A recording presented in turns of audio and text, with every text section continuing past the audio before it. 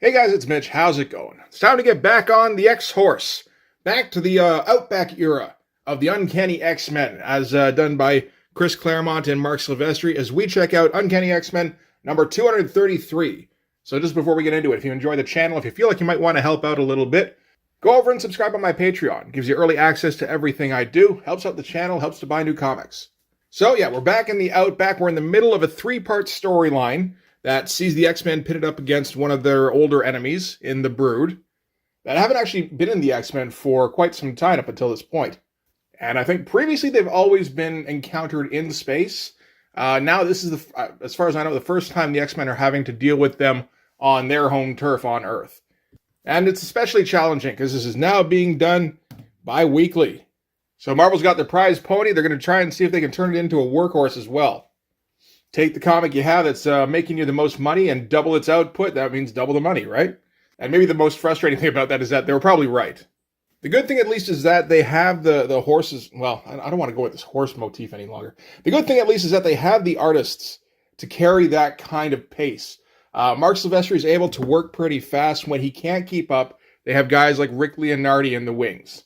So that's what we're going to see a little bit going forward. So let's just get into this one. As I said, this is part 2. Check out the cover first. It's a pretty good one. Kind of a standard, just kind of pick a panel from the comic and go kind of cover. This is the kind of thing where, I mean, I know Mark Silvestri has said that when he first started on X-Men, he didn't know what to do on covers.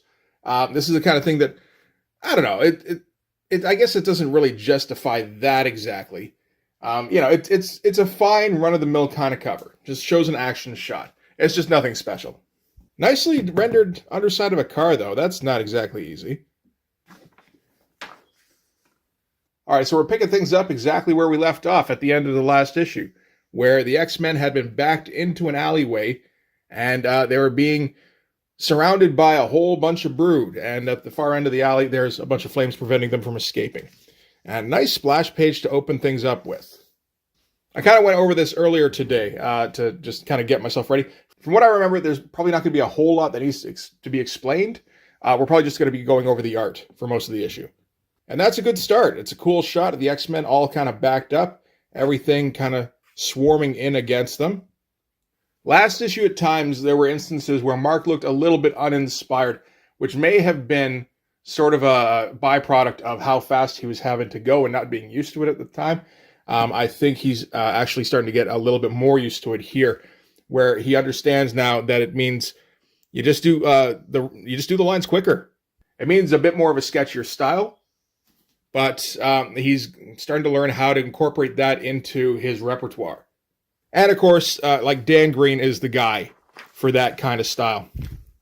And our big reveal to start things off with in our 2-page spread, which is nice, is that the Brood in this case have superpowers. So they have targeted mutants to parasitize.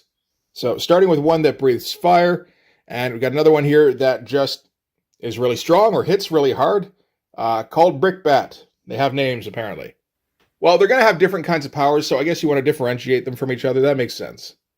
And there's some pretty good stuff going on in here. I think he's still working at like a regular pace here, but starting to get a little bit sketchier in with some of the details. Not too much. Like, it's just he's got very imprecise hatching a lot of the time. Which, I mean, if you remember from his Cyberforce days, that doesn't always tend to be the case. Although, on that, he got Scott Williams instead of Dan Green. So, why it looks a little potentially more finished, I suppose. I just don't think it looks quite as good. Some great stuff going on in here, with them all just coming out of the speed lines here. Yeah, just kind of nicely drawn stuff. Nothing really breaking the bank just yet, but it's a good start. And of course, Mark Silvestri draws probably the best looking Brood that we've seen to this point. So Colossus gets sent flying, and then the rest of them start to get moved in on. Storm tries to get airborne so that she can get a better view of things and maybe, do a bit of strategizing. But she's tracked down by another one of them, which is what's called Tension. So he gets like tentacles. And then another one comes up, which is called Temptress. And Temptress basically hypnotizes people so that they like adore her, that sort of thing. All decent stuff. Nice, quickly rendered city background here. very little in the way of detail, but it works fine. Nobody's looking at that. So Temptress tries to take over Storm, but it doesn't take. Her will is too strong. She's able to break free, and she goes flying off. And then another one of the Brood goes flying after her. And this one is Dive Bomber. Okay. And Havoc here, Alex, is hesitant to kind of do anything. I'm not sure exactly what's been going on recently, but he doesn't seem to want to basically set off his power. I think while he's in the city seems to be the deal, because he doesn't have enough control. He's afraid he's going to do too much collateral damage and maybe injure somebody. I know around this time, he's kind of constantly collecting plasma, because in this issue here, 219, which is one I remember having when I was a kid, has the opening where Havoc has this dream and wakes up basically fully charged, overcharged really, and has to run out into the night and go shoot the excess plasma into the sky and just kind of hope there's no planes flying overhead. And I remember that sticking with me for years. Just a kind of a cool sequence. But yeah, that's one thing I'm not sure of, if that's a change from the status quo at all, that Havoc's power seems kind of unstable. It feels like that was always the case. And just for some reason now, he's more hesitant than usual to actually use it. So he's just kind of in the way, really. In the way, in a cool costume with a very improbable headpiece. And this is an interesting sequence here. We've got Rogue versus Temptress. And, you know, Rogue is taken care of her fairly easily, except one of Temptress's tentacles, I guess, brushes Rogue's cheek, and that acts as skin-to-skin contact. So she starts absorbing her power, but she also starts absorbing her personality, which basically means Temptress starts taking over her mind. So she's essentially possessed Rogue now. And then from there, she mesmerizes Psylocke because, you know, she's still got her original abilities. And then the two of them double team Wolverine. Rogue's going to beat on him while Psylocke hammers him telepathically. Kind of a cool sequence for just like, you know, a fight page. Meanwhile, on the other end of the spectrum, Colossus and Brickbat just kind of hammer at each other. And they're just knocking each other through buildings and into cars and, you know, smashing each other with cars. And Colossus is hesitant to engage fully because they're not really sure what the deal is with the Brood hosts, whether there's basically any chance of healing them from this, like expunging the Brood from the hosts. So while he is, you know, he's throwing down, he is having to hold back a little bit. And we're seeing that gestural shit go on here as Mark is trying to kind of speed things up a little bit on this page. This does feel like a faster one. You can see like these speed lines here getting kind of scribbly. It's a pretty basic building here. Thankfully, the letterer filled up the entire fucking panel with, like, you know, Batman TV show sound effects. Yeah, this page here, a lot more line work. Like, this one almost feels like he's taken a couple of cues from Rick Leonardi, who has been filling in a lot lately. It's possible. Okay, and back at Wolverine versus Rogue and Psylocke. And Wolverine is having to just kind of take a beating. Because obviously he can't, like, his physical strength isn't enough to hurt Rogue. He's not going to go after Betsy. And he's not going to pop his claws on either of them because, I mean, he's still going to cut through Rogue. So he has to just basically keep getting beat on by Rogue here. And I mean, his healing power is keeping up with it, but it is kind of knocking him senseless here and taking a lot of his endurance away. And Psylocke basically, freezes him in place. The Temptress persona in Rogue mystifies him so that he won't fight back. And the leader here, which was the paramedic that we saw in the last issue, is going to implant some brood eggs in Wolverine. So we're going to get a Broodverine at some point very shortly. Okay, then from there we cut to a weird thing where a faith healer is setting up for a performance the next day. This is some kind of revival thing. Apparently he's very successful. His shows get very well attended. And yeah, they're setting up for a new one, and they're pointing out here that everybody involved in this is doing this largely because they like the Reverend, and they think he's a good holy kind of guy. So he's not some kind of grifter. And this isn't going to really have any kind of bearing on this issue. I think this is part of next issue, mostly. So unless it carries over after that, I don't honestly see the point of this. This is an awful lot of space to take up. And, I don't know, some weird commentary that Chris wanted to make? I mean, I guess over like 15 years, you just every once in a while, like, you know, if you get something stuck in your head, it's like, I'm going to go with that for 3 pages or so. Just have it as an element in the comic book. Something's got to heat up those pages. And yeah, he's, you know, getting ready for the next day. He's just kind of chilling out and praying, probably praying. He's out here with his girl or wife. And we find out basically that he's a pro-mutie kind of guy. So that's something. And that'll kind of tie together in the next issue. And that was west of Denver. So back in Denver, which is where the X-Men are fighting the Brood, we've got another cameraman. That's our second one in kind of quick succession. And he's filming the action between Brickbat and Colossus. And that's a pretty awesome shot as they duel with cars here.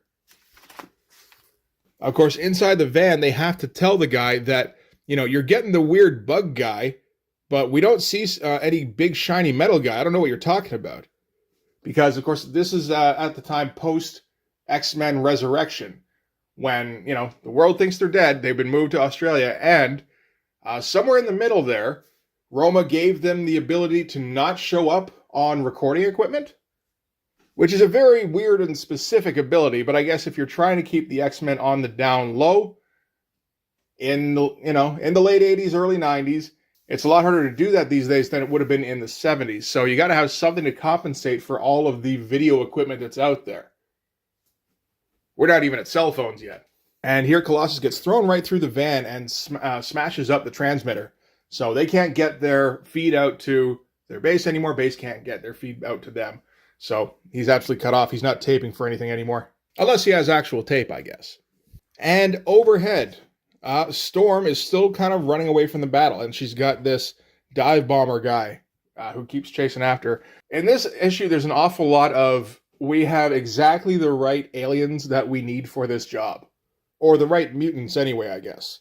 You know, we've got the heavy hitter guy. That makes sense. We've got the flying guy. Sure, that's common enough. We've also got the guy who hypnotizes people. And the guy with the snake arms. All of this is kind of required to take out the X-Men at this time.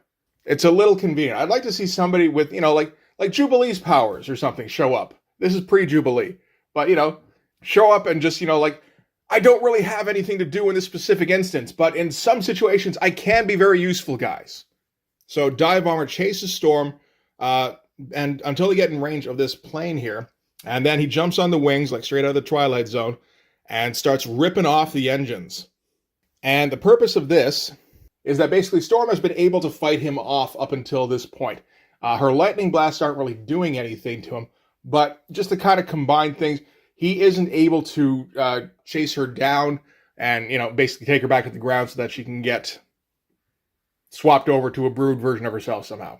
But if he endangers the passengers on the plane here, then he knows Storm is going to have to step in and do something about it. And, you know, good shots for some action here. Starting to pick up the pace a little bit, starting to get a little quicker on the render. This one here looks particularly good. It does look a little bit like the van was made out of, like, Doritos. But it's a pretty good smashing panel. You know, you can't argue with that. So with most of the engines gone, there's just the one engine left. You have to wonder a little bit why he left one engine. But I guess, well, you know, he wants her to stay involved with it. I guess if it doesn't have any engines, there's not really anything she can do. So she catches up with the plane and basically uses like a gale force wind to kind of blow headlong into the plane and buffet it up and slow its descent. And then there's, you know, fire going on the wings. She's able to damp all that down with some rain. So at the end of it, they are able to land the plane here. Everybody's safe. And Storm, you know, job well done. And then, of course, Dive Bomber comes in and fucking smacks her in the back of the head. And that's it for Storm in this one. And then we get to one of the creepier sequences in this, and one that was probably memorable to people around when they first read it around this time, where we're in Madeline Pryor's dream. And in Madeline Pryor's dream, she lives out in the wilderness, and she flies on wings amongst some birds and wildlife and shit. And she goes down to her cabin house, where she lives with her awesome mutant husband and their baby. And the correlation is, of course, that Madeline Pryor used to be a pilot and she gave it up so that she could live with Scott and be a stay-at-home mom. And, not exist as far as the world knows. But, it was fine because she had Scott. She doesn't really anymore, of course, because he thinks she's dead. Or at least he would if he thought about her at all, and I don't think he really does at this point. And from the dream, we're going to cut to reality. We can tell by the solid panel borders as opposed to the wavy ones, where Gateway is examining the headquarters that the X-Men are operating out of. And currently, Madeline is the only one in there at the time. Went on a shopping trip in the last one and then saw for the first time on TV Cyclops and Jean Grey being interviewed. And, smashed the TV and kind of knocked herself out. And, so Gateway finds her in there and then shows up in her dream, which sounds like a possible thing for a guy who can teleport stuff. And he starts swinging his bull roarer, which he usually uses for teleporting, but it starts scaring Madeline in this case. And then Dream Cyclops springs into action and force blasts Gateway so that he disappears. Or at least, he disappears as Gateway and turns into, this female mannequin figure. And, this is where stuff gets really, unsettling. So the mannequin gestures to Scott. Scott's like, oh, yes, please, and runs up and smooches on it. And then turns back to Madeline and goes, you know what? This just isn't working out. Takes her wings from her. And then just keeps taking stuff. Takes the baby and hands it off to the mannequin. Takes her hair, puts it on its head. Takes all of her features. And, obviously this is turning the mannequin into Jean Grey, but it's also stripping all the features from Madeline Pryor here. And now Jean has the life that Madeline was supposed to have. That was the deal, right? She's got Scott, she's got the baby, she's got superpowers, which Madeline didn't even have. And Madeline's kind of stuck out here in the middle of nowhere by herself. But yeah, the bit here where Scott just kind of plucks off her mouth and her eyes, that is just some creepy shit. So this is some slow build stuff that is going to lead, reasonably soon to a big crossover event that a bunch of you are probably familiar with. So, but for now at least, that's all we're going to get in this issue. So, like I said, just a slow build. We can enjoy it. Back in the fight, Dazzler and Longshot are fighting Brood, and Havoc is still running around being like, anybody needs somebody to be tripped? Dive Bomber comes screaming in, holding Storm, flies right through the billboard here, and delivers her to the leader of the Brood. And the Brood leader here says they're not going to implant her with a warrior egg. They're actually going to implant a queen in her. And that is enough for Havoc to kind of spring into action finally. And blasts Dive Bomber off of Storm here. Blasts right through him and destroys the building behind him, actually. Which turns out that was an abandoned warehouse, and that's where Brickbat and Colossus were duking it out. And Havoc, of course, is all super worried that he may have accidentally killed Colossus. But, obviously that's not going to happen. Colossus comes just dragging Brickbat out of the warehouse and just tosses him on the rubble here. So with Brickbat and Dive Bomber taken out of the fight, at the very least, that makes the Brood leader have to reconsider his position. I mean, they've still got, the leader. There's a couple other Brood here. There's Rogue and Psylocke still on their team. And Logan and probably Dazzler here are still out of it. But with their numbers diminished, he's going to back them off so that they can basically find a battlefield that suits them more. And after they leave, the remaining X-Men take a look at Dive Bomber. And as Dive Bomber dies, it reverts back to its human form. And Havoc, of course, is beside himself because, I don't know, he's awfully wussy about his powers in this one. But Storm, of course, tells him, look, he was already infected by the Brood. He would have infected more guys. This is about as good an ending as we could have gotten in this scenario. So Storm's gotten pretty practical over the years, really. So now they're going to have to track down the rest of the X-Men and the Brood and find a way to wipe them out. And I think it's straight up wipe them out. They're not taking any chances with these guys. And that's going to do it. Metal Gear for Uncanny X-Men 233. Oh yeah, that's the cover where they took the shot directly from Reese there, from Terminator. Yeah, they did. So yeah, it's a pretty good issue.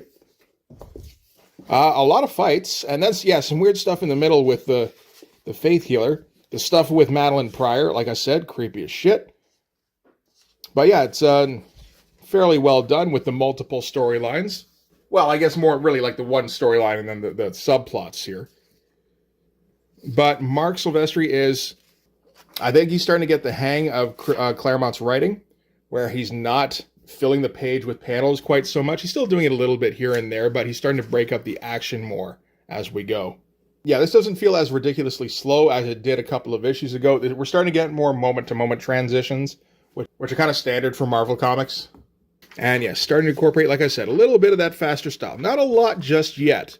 In a few issues, it's going to really pick up speed. But yeah, so far he's, I think he's still not going much faster than his usual pace here. But it's pretty cool looking stuff. And next issue, we're going to wrap up the little Brood storyline we've got here. So that'll be cool to finish up our first Outback storyline. But for this one, anyway, that's going to do it. So thanks very much for watching. If you like this video, please hit like, hit subscribe, hit the notifications so you know when the next one's coming out. Go over and subscribe on my Patreon. Gives you early access to everything I do, from the Blood Force stuff to the YouTube videos before they get uploaded to YouTube, as well as some Patreon exclusive content. You can also follow me on Instagram and DM me there for commissions. And you can join the Blood Force Discord server. But yeah, that's going to do it. Thanks again for watching, guys. I'll see you in the next one. Bye-bye.